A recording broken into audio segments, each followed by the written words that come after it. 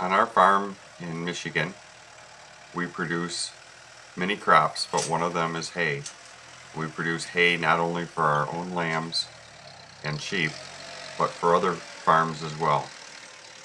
With this piece of equipment called a grabber, we're able to handle small square bales with very little manual labor, and we've been able to reduce our costs and be able to handle square bales efficiently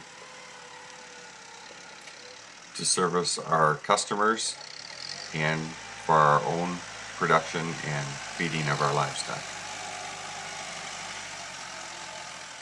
Not only can we pick up hay bales out in the hayfield, put them in our barn, take them out of our barn, put them back on the wagon, but we're able to deliver hay to our customers and stack that right in their own barn.